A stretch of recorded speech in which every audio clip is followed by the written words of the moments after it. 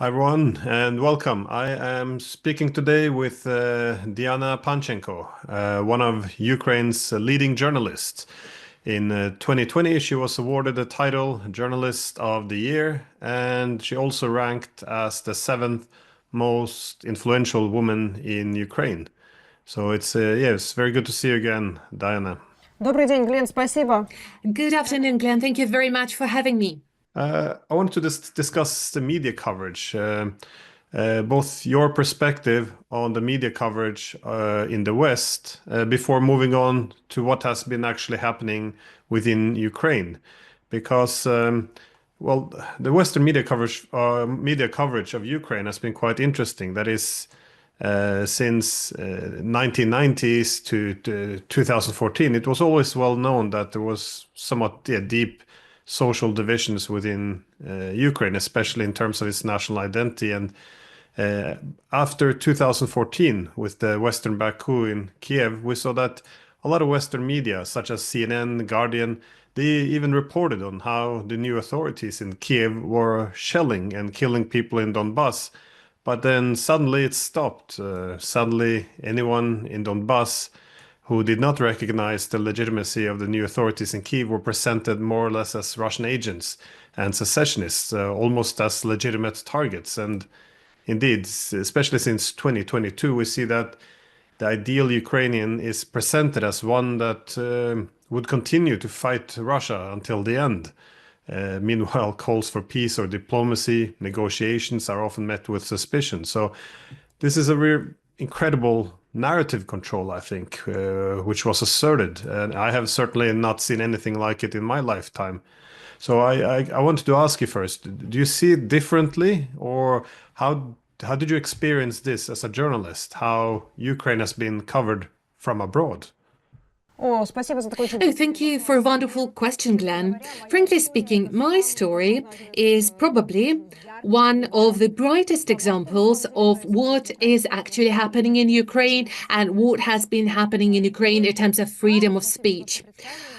Thank you for introducing me. You're absolutely right in saying I was one of renowned journalists in Ukraine. I had highly ranking programs and broadcasts. I was named Journalist of the Year. But gradually, in the course of the years, those people who were simply saying the truth, who wanted two things, freedom for their country, and secondly, they wanted all citizens of their country to be treated equally so that they would be allowed to speak any language they want, go to any church they like, and feel proper citizen.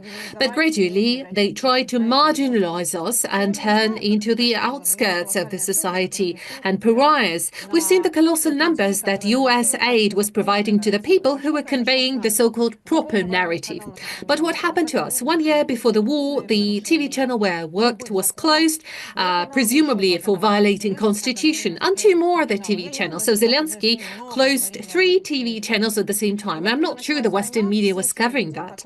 And when the war broke out, all those people who were simply saying that Ukraine shouldn't join NATO because it could break out a war. Ukraine shouldn't become the gateway of the struggle against Russia. It's dangerous. Well, they tried to intimidate all of us, to put us to prisons, to ban us through all different means. Personally, I have been able to flee Ukraine, but all the fear that I had to go through in the half of the year while I was staying in the country was horrendous. Maybe I will have the courage to talk about that in detail. I'm still struggling to do that. There was a lot of intimidation. I was really scared. I was receiving a lot of threats to my life, to life of the people I love. And there were nationalists standing at my house. I was afraid to go outside. I was attacked. That was simply dangerous. And once again, I'm not a criminal. I didn't kill anyone. I didn't call anyone to go to war or to fight or to do anything. All I was saying is that we need peace. We need to protect our country and our people, our livelihood. I had to leave Ukraine in order to be able to continue my work, in order to be able to continue saying the truth. And immediately, as several criminal cases were opened up against me, and I had charges facing life sentence. And my criminal case, and this is a quote from the case materials against me, saying that I was calling for negotiations to preserve Ukraine, and that's why they want me to put to prison for life. I was also faced personal sanctions imposed by Zelensky. All my banking cards are blocked, all my property was taken away. I'm not allowed to enter the territory of Ukraine. I'm not allowed to vote. I don't have any rights as a citizen of Ukraine. And that wasn't a court decision. That was a personal decision made by Zelensky. So what is happening in Ukraine right now? What has been happening there over those years? Well, there is Ukraine that is depicted by Western media. This is Ukraine that is supporting Zelensky, who is willing to fight until the last Ukrainian is alive. This is Ukrainians that hate Russians. And there is true Ukraine that the Western media refuse to see. So what is this true Ukraine about? Well, every day I receive huge amounts of emails and letters from people who have lost their loved ones because they were forcefully taken to prison or to the front line. There is a huge amount of people who are in prisons right now. Just lately I published a list, almost 400 political prisoners who are in Ukraine right now, in Ukrainian prisons, and they are there for simply stating their opinion. In fact, there are many more than 5,000. All in all, those are just 400 people that I could name personally. If I may, I would be very happy to share those names with you. If you would be able to share this link, I guess it would be a big step ahead to support the freedom of speech in Ukraine, because those people are in custody right now due to the sentences that were invented. Some of them pressed a like on social media. If I may, I would read out one of the latest letters I received just yesterday. That was an email I received yesterday. If you allow me, I'm not going to name the person who sent it, but it was sent by parents who have lost their son. Their son died in custody. I'm not going to name the parents of this person because I'm worried that they may be prosecuted for that. I'm afraid for their security. So they're writing that their son, named Pavel, was visited by the Ukrainian security services, and the reason for putting him in custody was that he was communicating in a web chat. Just like me, he was convicted of state treason. This person had a disability. He couldn't even walk. He was not allowed to drive a car. But the sentence that they have come up with is that presumably he was sharing intelligence with Russian security services. His parents are saying it's not really possible because he has a disability. He can't move. He has to stay in bed all the time. In February, they put him in prison, within a prison cell, without any heating, without any windows. The person immediately got very sick. He wasn't provided with any medical assistance. He was taking some severe beatings. In the courtroom, he was in dramatic medical condition. He virtually couldn't participate. His family was struggling to protect him, to ask for medical assistance, but he wasn't getting any while in custody. And after a month, this person named Pavel died in custody, and his parents were told that they can take away the body, but they have to pay for it. Otherwise, he would be thrown away into shallow grey as a homeless person. And this is just one of the many emails I receive in hundreds and thousands daily. There are so many stories like that. I understand that this is a very emotional topic for many, but I really would like the world media to see the true Ukraine, because true Ukraine is myself. I'm a person who is being incriminated with terrible crimes, but all I wanted was peace. I have been able to leave the country. Those many people can't leave. They are put in custody, they are beaten. As you know, in Ukraine, terrible tortures are being used. There are so many so-called unofficial prisons of the security services of Ukraine. People are kept there, beaten there, tortured there. Many people like me who simply wanted peace for Ukraine. Many of my former colleagues, journalists, are now went missing. And this is the truth. This is the true Ukraine that, unfortunately, the Western media are not writing about? Has something changed, at least a little, after the victory of Donald Trump? I mean, in the coverage of the issue? Well, unfortunately, no. I don't see much of a change in the world rhetoric. There are no changes in the way the Western media cover what is actually happening in Ukraine. And if you would ask me what a regular Ukrainian person would want, and I talk to regular Ukrainians every day, well, all people want is peace. People no longer care who's going to win in this war. People are so tired. They understand that there is huge amount of money that is being stolen by the bureaucrats. All they want is be left in peace. But this is the true Ukraine that unfortunately nobody is writing about, either CNN or BBC. Yeah, well, I find the same is quite troubling. That is, often in the media there is a call for empathy with Ukrainians and the suffering, because there has been so much suffering. However, the call for empathy is always translated into very clear geopolitical objectives. That is, we were told we should care about Ukrainian democracy when when we were toppling the government in 2014. We were told we care about the Ukrainians when when we were essentially arming the Ukraine and building a Ukrainian army instead of implementing the Minsk agreement.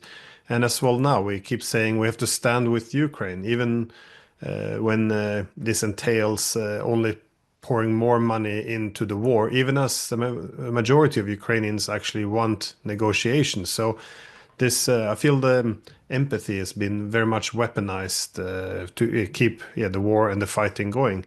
You mentioned the killing of Ukrainians the recruitment process, because military recruitment now is not as it was in the beginning of 2022 when there were a lot of volunteers. What we see now is these military recruiters driving around, pulling people off the streets, dragging people out of their homes. I've been seeing some on Ukrainian Telegram channels that is some protests going on, but mostly from mothers or wives of the people being taken away and sent to the front, somewhat often unprepared. Do you see any increase in these protests, or do they have any effect? What is the social temperature at the moment? Well, unfortunately, Glenn, the answer to your question would be what I was saying beforehand. People are so intimidated.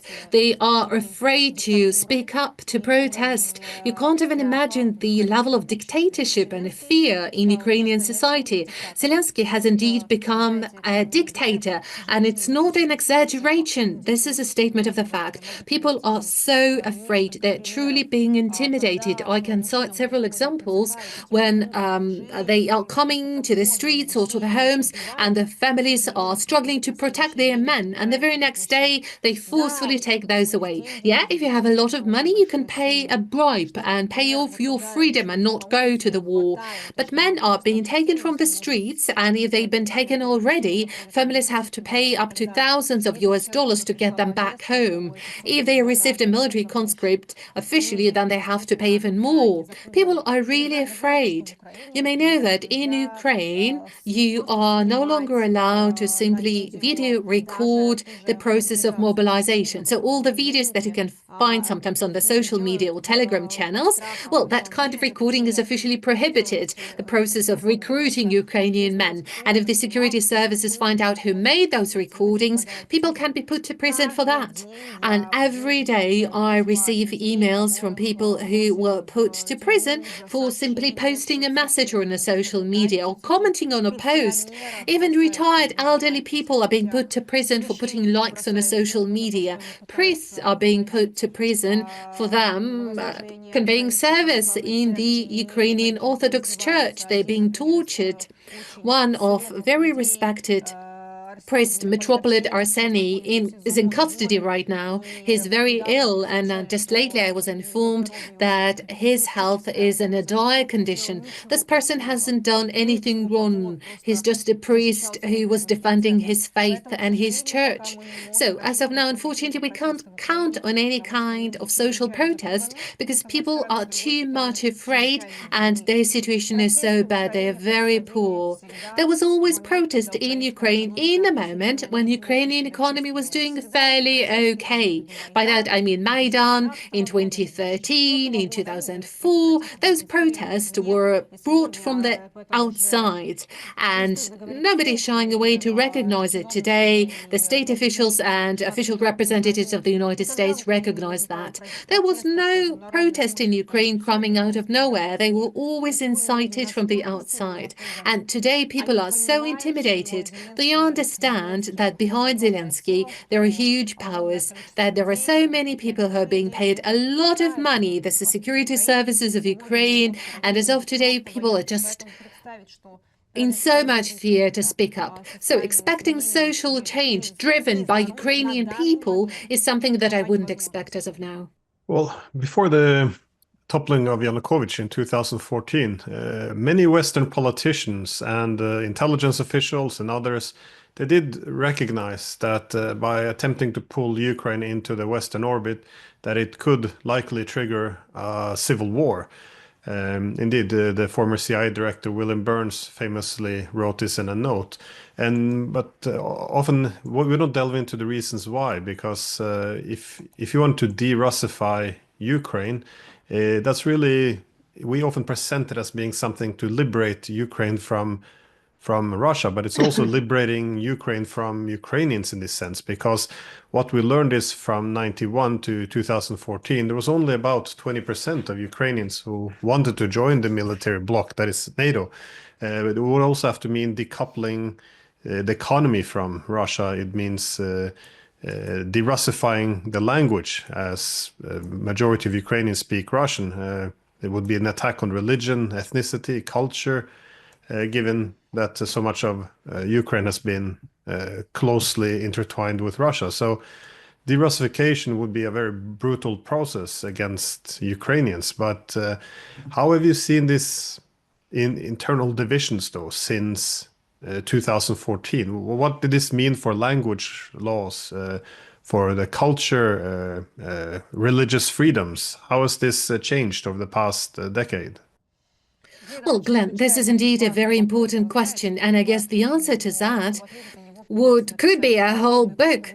I actually wanted to show how much Ukraine has changed and how it was on the way to this war. I wrote a book about that, but answering your question, I would say that that was a very lengthy process that required a lot of financing and effort, and I guess probably you and your colleagues will be able to study that in a while, how Ukraine has made it to this point when 90% of Ukrainians in 2011 saw Russia as a positive country, as a good neighbor. Ukrainians and Russians always wanted to exist in peace. Why has Zelensky become president? He was proclaiming freedom and friendship with Russia at the beginning of his election campaign. That's why people voted for him. Now, answering your question, how do you think, what is the average age of a Ukrainian soldier?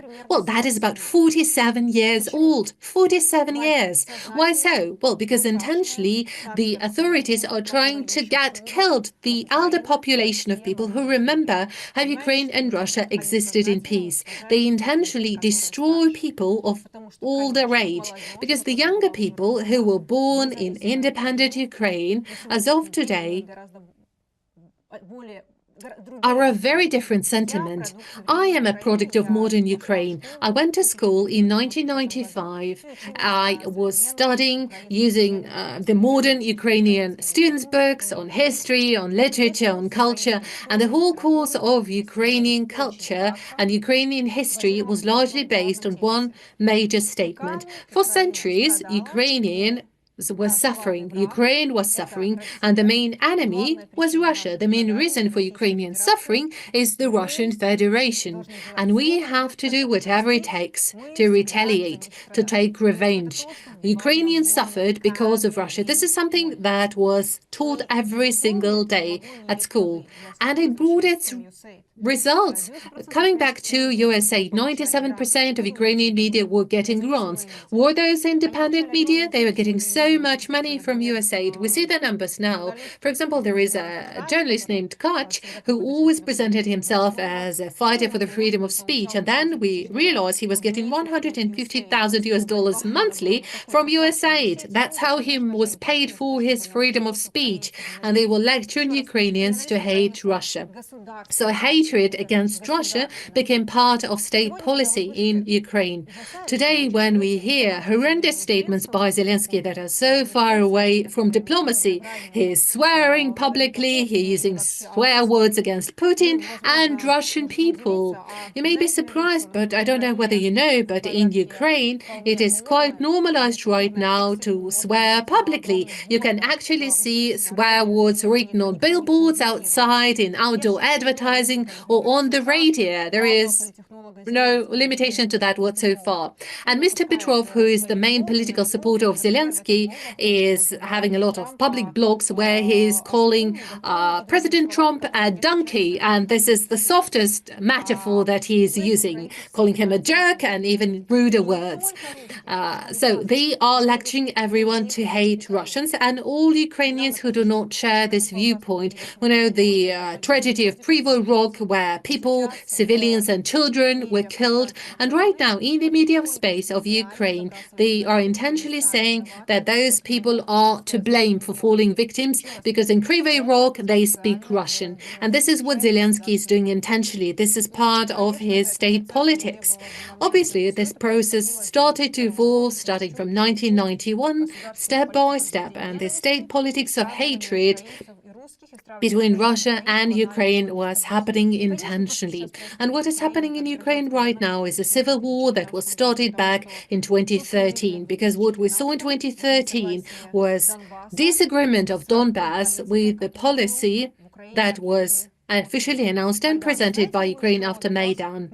I do not know, but Donbass was officially stating that didn't want to separate from Ukraine. Back then, all they wanted was an ability to speak Russian. That's all they wanted. I'm from the southeast of Ukraine. I'm from Mykolaiv, that is close to Odessa, in the south of Ukraine. I know how people speak there. They speak Russian. They think Russian. And obviously, that was important for them. People didn't want their identity to be destroyed overnight. And over all those years during the Minsk process, we've been seeing so much hypocrisy. The authorities, starting from Panchenko all the way to Zelensky, were telling us that they want to bring Donbass back. They want to get back to the borders of 1991. That's what they say. But the big lie behind that is they don't want to bring those people back because the people living in Crimea and in Donbass will never vote for them. These people would never vote for them. They don't want them back. And that's why Poroshenko wanted to make sure that these very inconvenient voters would be cut off from Ukraine. You know that Ukrainians would always vote for the so-called by choosing between pro-Russian or pro-Western candidate. The ratio would be 40-60 or 50-50. The ratio would change.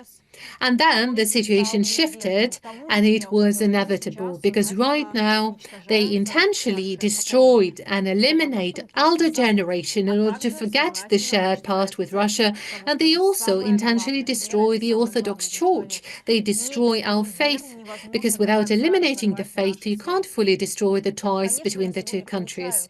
Obviously, right now we also receive a lot of emails from Ukrainians who are saying they are tired. All they want is to live in peace. But today, this voice can't be heard fully to all of its strengths because people are in fear. And wrapping up the answer to this question, I would say that Ukraine has been subject to a horrendous experiment. They tried to cancel and erase Ukrainian identity. And you're right in saying that by refusing from its story, Ukraine could lose itself. And unfortunately, that has happened already. The Ukraine we're witnessing today is no longer the former Ukraine we knew. And in order to get back to its roots, obviously would have to go through a colossal journey. I do not know how much effort it would take, but first and foremost, we need peace. We need to make this war over. You refer to Zelensky as a dictator. What had happened to the political opposition? Because we've seen some stories of Ukrainian opposition figures not only being arrested, but some also losing their citizenship. Now, some of this, of course, began before Zelensky. That is. The purge of the opposition parties in 2014, but a lot of this seemed to intensify after Zelensky not just took power, but after his, I guess, popularity began to decline. People like Medvedchuk was well, not just arrested, but also lost his citizenship. The coverage again in the Western media was almost supportive of this because it suggested he's pro-Russian, which means he's not legitimate anymore. So it's it's quite extraordinary. But how do you see this developing from 2014 until the present? I guess the purge of the political opposition. You know, the methods they've used for political purging are really outrageous. They didn't shy away from anything. And the people who would pose any kind of threat or challenge to the authorities were marginalized. And again, coming to the issue of US aid, they were getting a lot of money for that. There were a whole machine set for that to discredit those oppositional politicians. They were disappearing, went missing, they were killed. Almost a decade has passed since Olesya Buzina was killed in 2014. That was another political activist. He was killed publicly to serve it as a lesson to anyone who would want to speak up against the authorities. And the killers of this political opponent were found. It was proven in court. They found the DNA of his murderers, and you know where they are. They're not just free, they are public servants right now. And the mother of Olesya Buzin died. I knew his mother, and he didn't saw his the murders of her son, go into prison. Also, you know, the tragedy of Odessa when civilians were killed in fire, and they showed publicly to everyone, this is what is going to happen to you if you speak up against the authorities. You will be killed. I know the Western media will never recognize that. They say that Ukrainians are fighting for freedom. Well, that's what Ukrainian freedom looks like. In 2022, in Kryvyi Rog, the hometown of Zelensky, this is the city where he was born, horrendous political murders were happening. Mr. Pavlov, the mayor of Kryvyi Rog, was killed. He was elected by the opposition. He represented the opposition, and this is important. In the hometown of the president, the mayor is representing the opposition party, who was headed by Medvedchuk. Has anyone investigated this murder, this assassination? No. We were told that was a suicide. You can't imagine that. That was a young, successful politician, a mayor of a big city who was doing great, and all of a sudden they say he committed a suicide. And several months later, his brother was killed. Nobody investigated those murders. There was a huge amount of political assassination, starting with the murder by Buzina, all the way to the murder of a journalist named Sheremet. And the people who used to be in charge of the state management property fund, Mr. Chechikov, was also murdered several months after Maidan. Nobody was writing about that. But obviously, all those murders were political murders. They were there to intimidate us. How come that now there is still the voice of people who are not afraid to speak? I can't give you the answer, and I'm also example of the one. I had to leave Ukraine in order to be able to continue to speak my truth. Right now, you can't stay in Ukraine and speak your truth.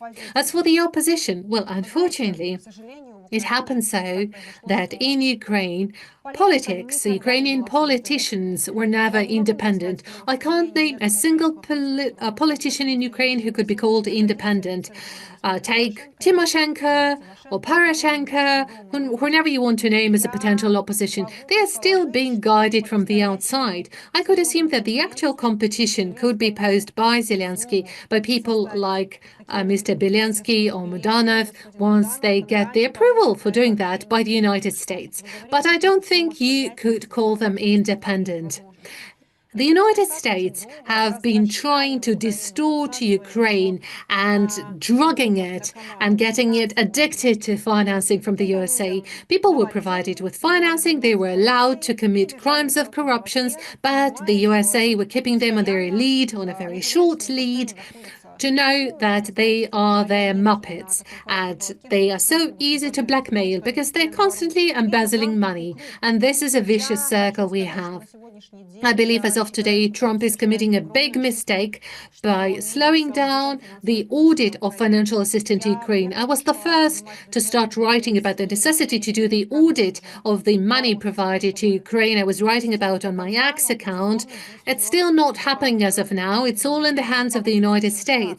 And the latest interview by the Bassinet, the Minister of Finance of Ukraine, to Tucker Carlson, he said that the administration is not starting the audit because the rare earth metal deal would allow the United States to cover all of its expenditures. But this is a big mistake. What the United States are doing right now, they're telling Ukrainians, we know that your establishment is corrupt and those are billions of US dollars. When we see the results of the audit, we will see that there was never more money stolen in the history of humankind. Nobody was stealing as much as Zelensky. But the Trump is slow on doing the audit, but they believe that the rare earth metal deal would allow them to compensate for that. But that's not fair towards Ukrainian people and primarily towards US citizens.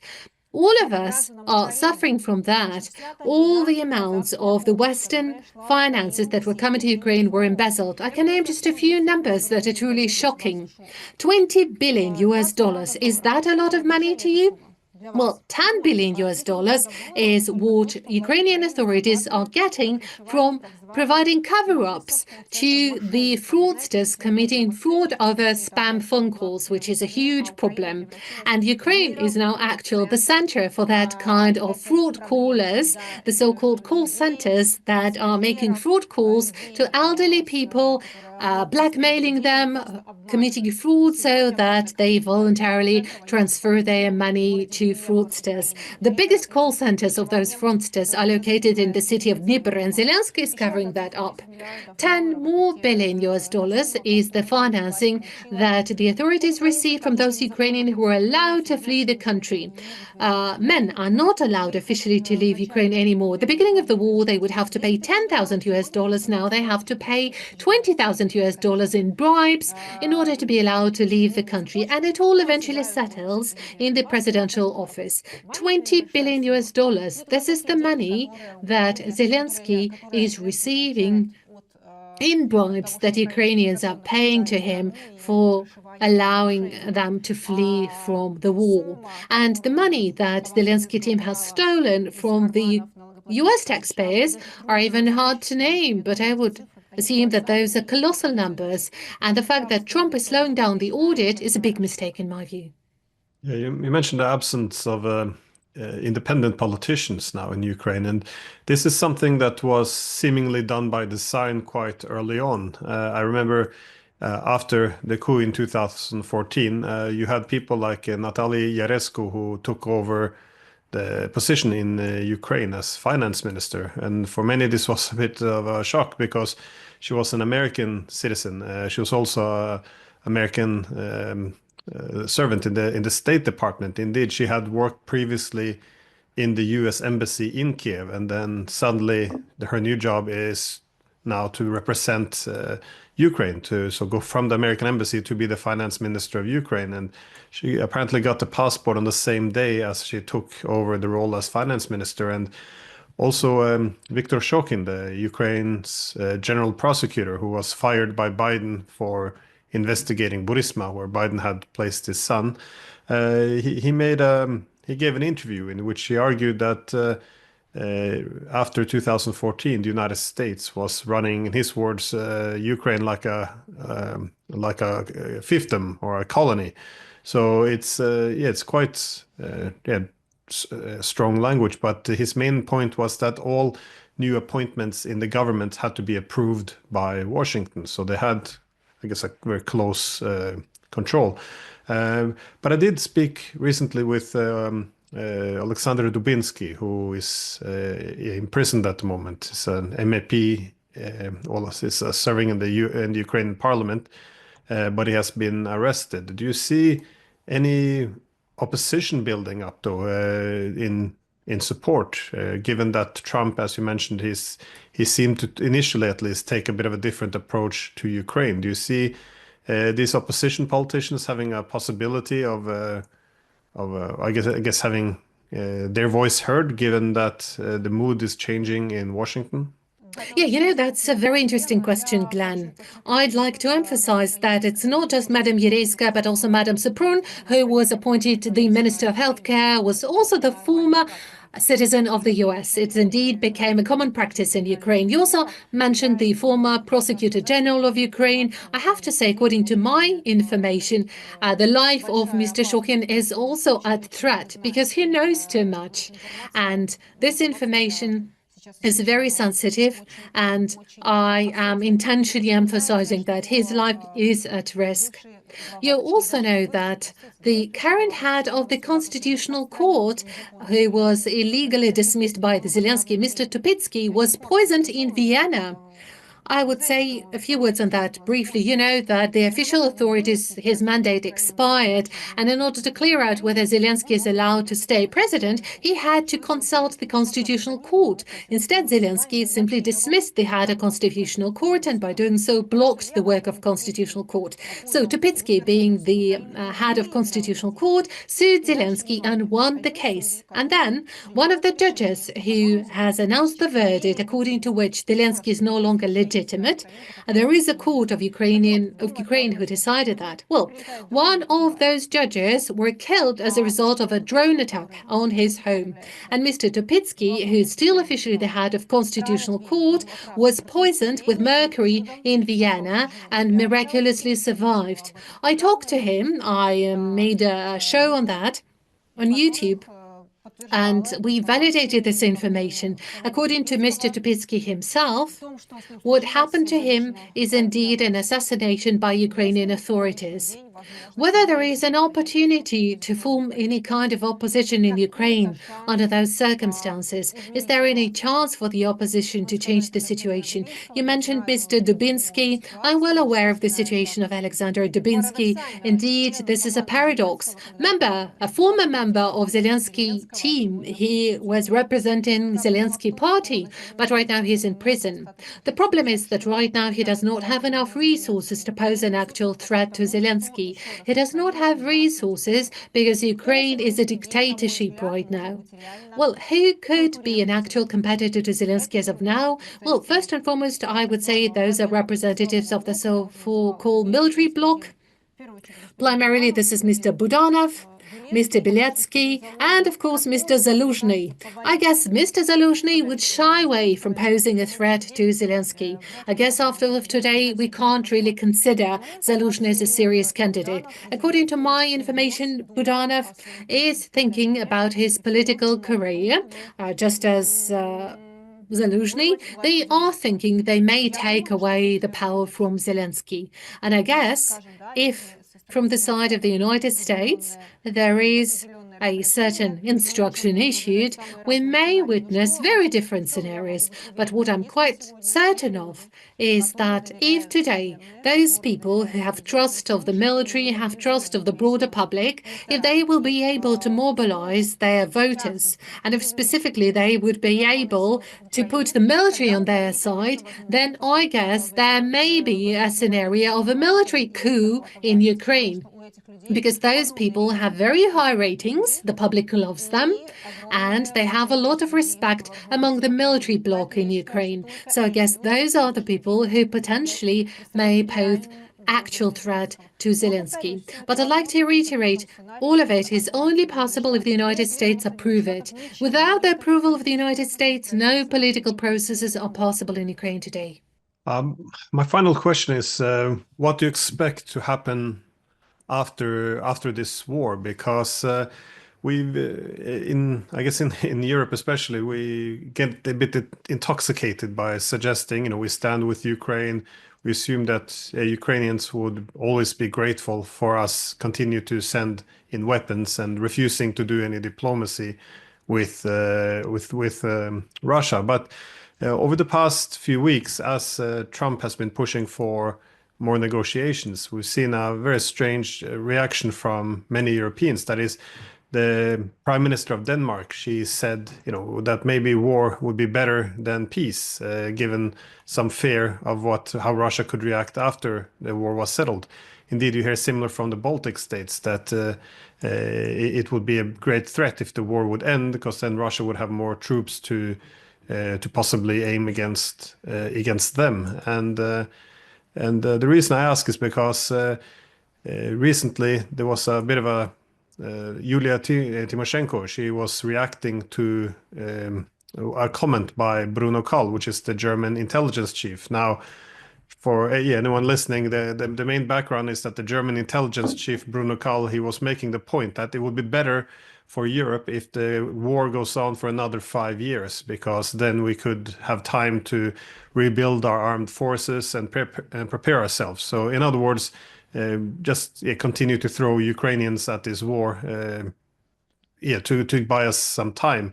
And at this point, Yulia Tymoshenko, she came out and she said, that she was very much appalled by this. Now, Yulia Tymoshenko, she was running against Yanukovych back in 2010 for the presidency, and at this point, she was the one the Europeans were cheering for. She was the pro-Western, anti-Russian, but nonetheless, now she's also expressing that she's appalled by how the Europeans are talking about Ukrainians. That is just meat we can throw at the front lines to use against Russia. So again, fight to the last Ukrainian. 4 months into this thing, I like the structural path we're on here. As long as we help Ukraine with the weapons they need and the economic support, they will fight to the last person. Do you see any I guess resentment or changes in the mood? How do you think Ukrainians would position themselves in a post-Zelensky future? Well, Glenn, I know Yulia Tymoshenko personally, and I would say that Yulia would never make the statements that contradict to what people think. So obviously, Tymoshenko is making this statement because she understands that majority of Ukrainians would share this statement. Obviously, most of Ukrainians want the war to be over. Sorry, Zelensky, just give me a second. We have a technical hiccup. I need to check with my team. Apologies. Yes, so I will continue. Now, as for this war and what will happen in the post-Zelensky era, well, first of all, what I see in Ukraine is an exact copy of the events that were happening in Ukraine. Just lately, I was shown a cartoon that was broadcasted on the federal TV in Germany. It shows the bad villain, Putin, and they show in this cartoon to children what a massive evil and villain he is. Similar was happening in Ukraine. Look what's happening with Marine Le Pen in France, what is happening in Moldova, what is happening in Romania, when a person who officially won the election was simply dismissed and put aside. This is an exact copy of what was happening before the war in Ukraine. Ukraine was prepared for this war. There was closing off any communication channels, removing opposition politicians. They were adjusting the sentiment of the public, starting with children. Something similar is happening in Europe. And look how much military exercises have been happening in Europe over the past years. Europe is ramping up its political potential and military potential. And in Europe, there are powers who are interested in starting the war with Russia. Is Zelensky saying the truth when he says he wants peace? Well, just 2 examples.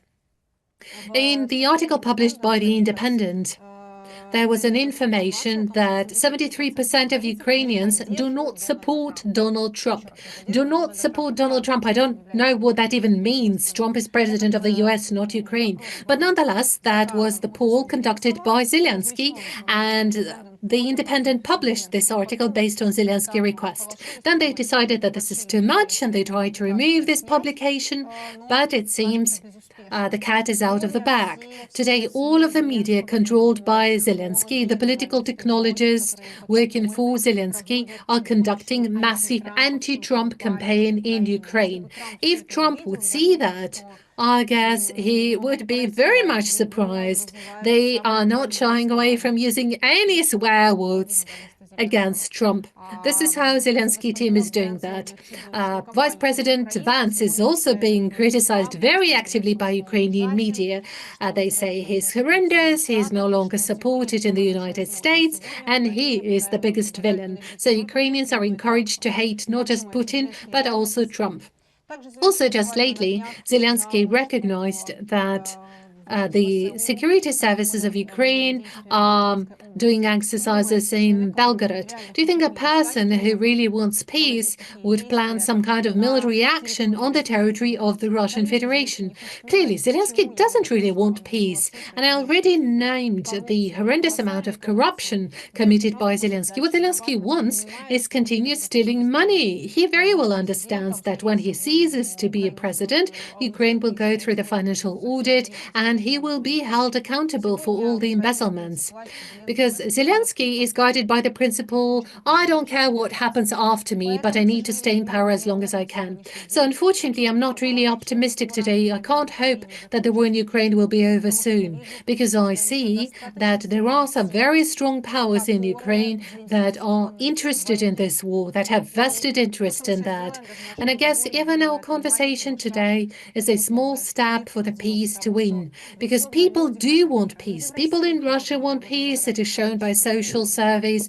People in Ukraine want peace. It is also shown by the survey. Although people are trying to meddle with those numbers, there are many more people who want the war to be over.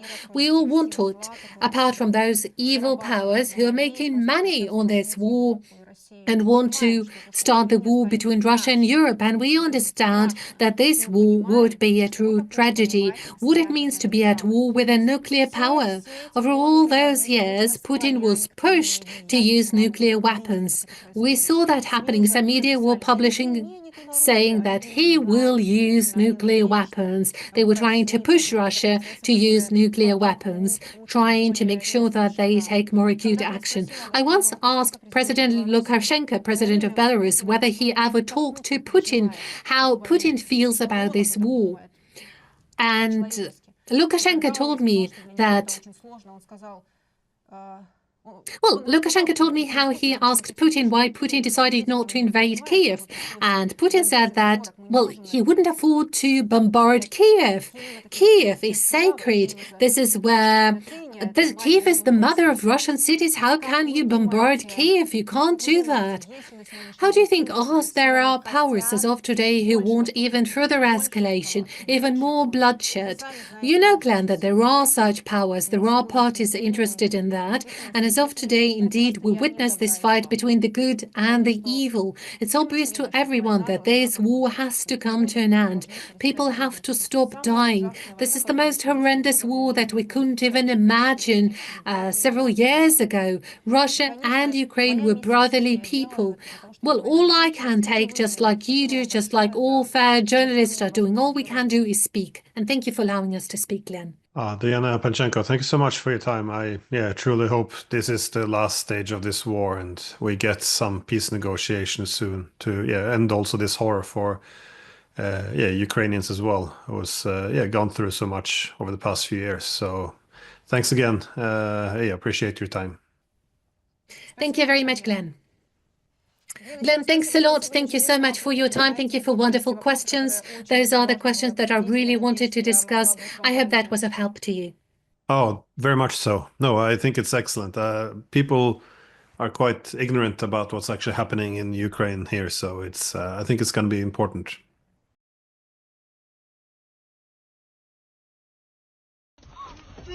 Костя!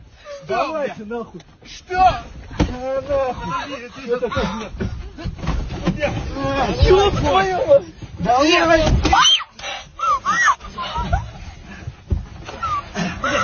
Костя!